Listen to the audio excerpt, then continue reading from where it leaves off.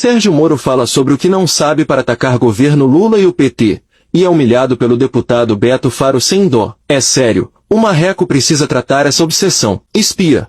Eu só quero destacar aqui, presidente, que nós não podemos esquecer que, embora o projeto seja meritório e seja essa solidariedade federativa, que chegamos a essa situação por uma péssima gestão desses estados no passado, que levaram a essa elevação da dívida.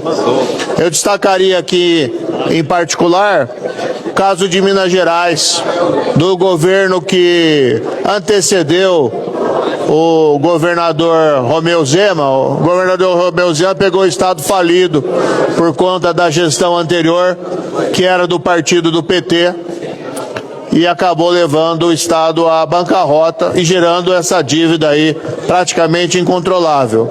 Da mesma forma, o governador Cláudio Castro pegou um estado já endividado, com uma série de problemas, e acabou isso sendo gerado anteriormente por gestões que faziam muito mal ao erário público. É importante lembrar isso porque essa solução que foi colocada no projeto é uma solução excepcional. E esses erros de administração do passado não podem se repetir. Infelizmente, a gente tem visto isso acontecer hoje no governo federal, o que tem levado a uma incerteza em relação ao futuro das contas federais.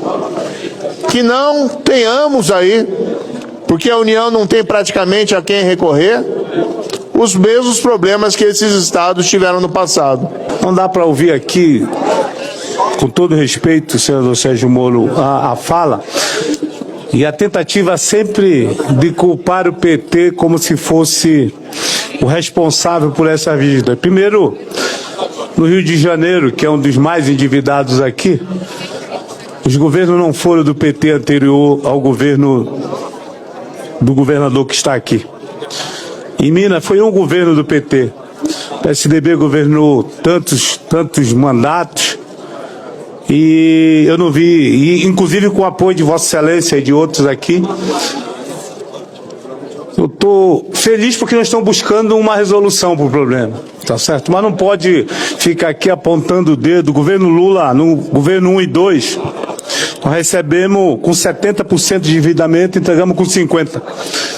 Então, estamos trabalhando e fazendo esforço grande para poder diminuir o endividamento novamente, para poder reconstruir o país, para colocar programas que possam atender a nossa população. Portanto, não vamos aceitar sempre a turma do fake news tentando impor ao povo brasileiro uma história, uma narrativa de que não é verdadeira. Era isso, senhor presidente.